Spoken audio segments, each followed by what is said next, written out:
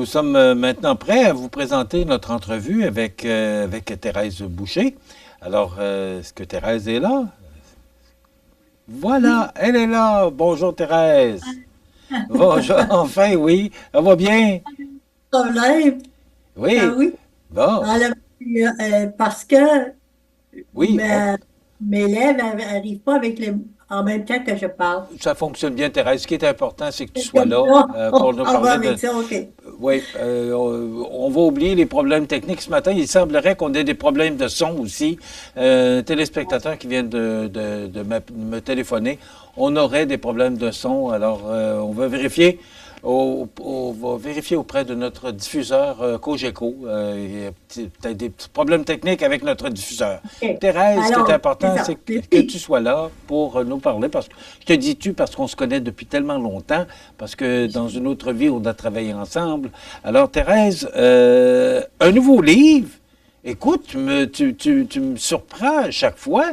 On a eu Maria, on a eu Françoise, on a eu Martine, et là, une itinérante, pas comme les autres. Qu'est-ce que c'est exactement que ce nouveau bouquin? ce bouquet, comme tu dis, est une prise de conscience que je crois importante au niveau de... ça décrit ce qu'un arnaqueur, jusqu'où il peut aller pour aller chercher la confiance de sa victime. Et quand j'ai eu fini le livre, que je parle de mon livre, j'ai l'impression d'avoir une mission parce que ça éveille jusqu'où on peut être mal pris dans des dossiers ou dans une à qui on fait confiance. La dame, entre autres, dans cette histoire qui est quand même une fiction, elle se disait, jamais moi je vais me faire prendre. Je les vois venir de loin. Elle est une personne bien nantie financièrement et devient itinérante. Alors, c'est la partie la plus importante du roman. Par contre, ce sont des intrigues policières qui commencent avec le nouveau directeur des bureaux de Saint-Georges-de-Beauce.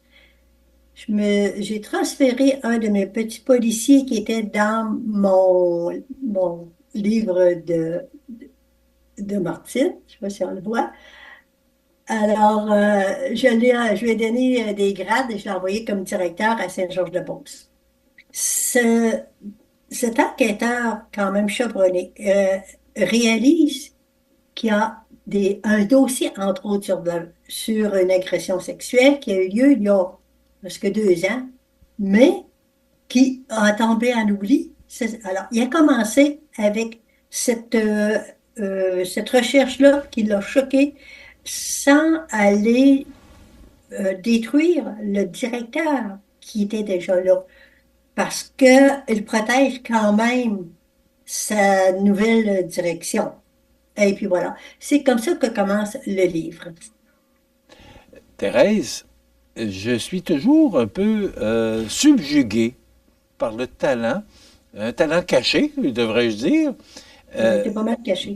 bon, où tu prends toute l'imagination parce que mes romans, une histoire vraie, plus enquête policière, fiction, mon imagination sans borne me fait écrire des romans captivants.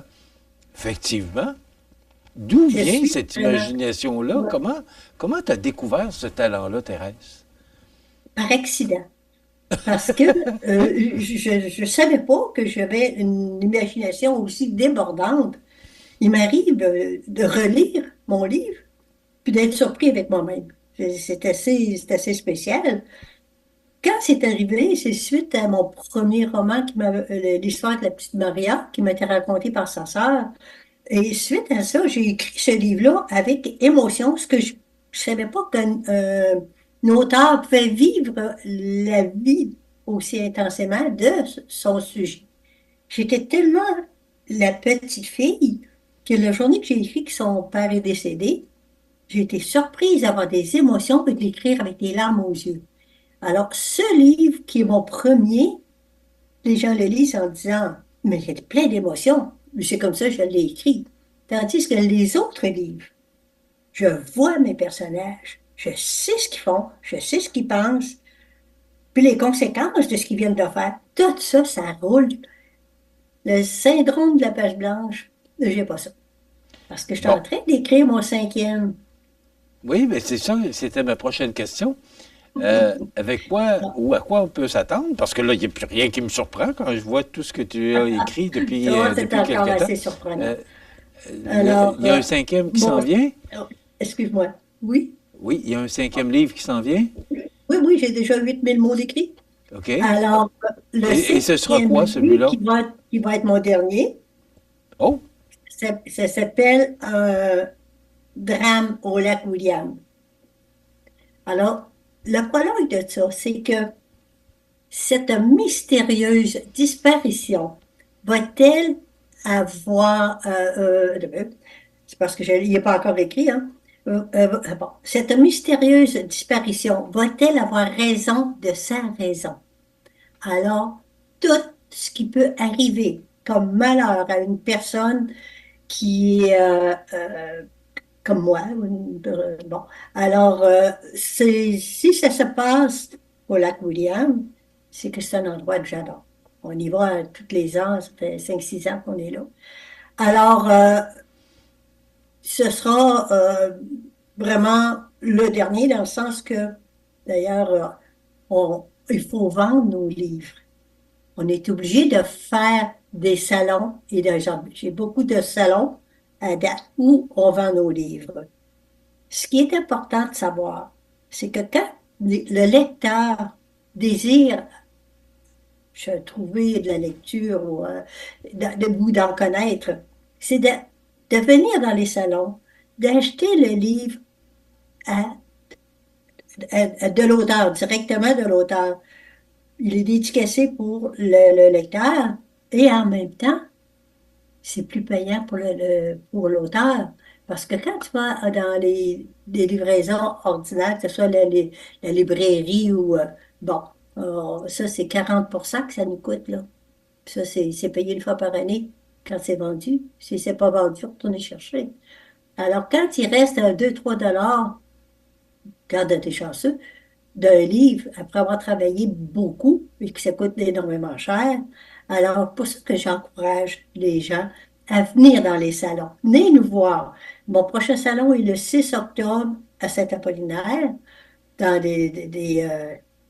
c'est des salons d'artisans, là, ou alors il y a aussi. Mais le meilleur salon que j'ai eu à date, c'est le salon du livre de Lévis. C'était le premier.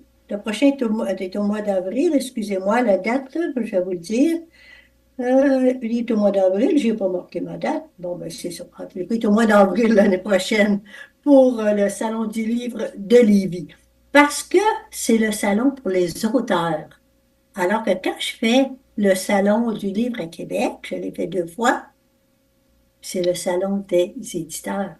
Alors, comme Québécois est l'éditeur le plus grand, ce qu'on a là-bas. Alors, nous, il nous reste des coups de cœur. Les gens vont chercher des livres la publicité se fait avec, à la TV, les publicités surtout les Québécois, mais quand ils viennent acheter d'un auteur qui ne fait pas partie de tout ce groupe, ils viennent pour des coups de cœur. Alors, quand j'explique mes livres, tout ça, j'ai justement une cliente qui me disait que, elle dit, vous, ça serait mon coup de cœur. Alors, c'est comme ça que je pense qu'au niveau des lecteurs, venez nous voir dans les salons. Thérèse, il reste 2 minutes. Est-ce qu'on peut vivre de ça? Non, non, à part, bien sûr. C'est assez clair. Au contraire. C'est assez clair. Oui, c'est clair, parce que, puis je pense que je peux le dire, mes 3 premiers livres, seulement qu'avec les maisons d'édition, me coûtent 10 400. Alors, je, de tout restant de ma vie, c'est sûr que je ne récupérerai pas tout ce que c'est pour ça que les autres qui s'en viennent, parce que mon quatrième, je sais qu'il coûte, hein, on divise en trois, c'est comment ça coûte. Et puis bon, c'est ça. Mais Alors, tu as voilà. quand même un âge respectable, Thérèse, et Et je pense que ce regarde, que tu veux aussi, c'est profiter de la vie. Parce que des salons, tu me parlais de ça hier, c'est très demandant, très exigeant. ouais. Aussi l'écriture, la promotion du livre. Alors, c'est très demandant et exigeant. Mais toi, tu en as fait un plaisir, un AB. J'en fais une obligation. Oui. Alors, je veux quand même te féliciter, Thérèse, parce que c'est impressionnant ce que tu réussis à faire. Tu as toujours Merci. été impressionnante aussi. Tu étais une excellente représentante commerciale en marketing aussi. Maria, Françoise, Martine, et là, c'est une itinérante, pas comme les autres. Pas comme C'est les aux autres. éditions de Oui. la francophonie. Alors, et il est disponible où actuellement, ton livre? Alors, il est disponible sur toutes les plateformes numériques, ça c'est sûr. Ensuite, dans les bibliothèques, dans les bibliothèques, j'en ai bon, plusieurs bibliothèques qui l'ont. Il s'agit de le demander. Il fait partie du groupe.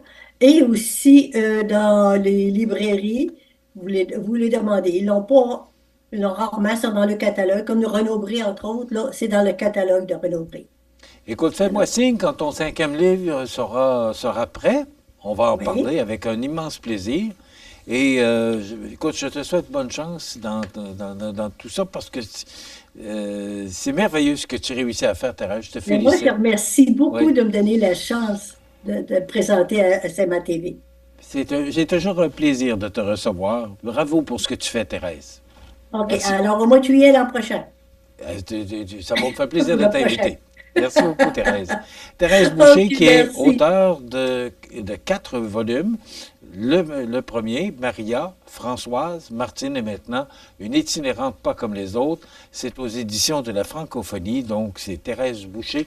Vous pouvez rejoindre Thérèse Boucher au 418 831 0190 418 831 09 0190 831 0190. Thérèse Boucher, elle est impressionnante, cette madame-là. Elle m'a toujours impressionné et elle m'impressionne encore. Voilà.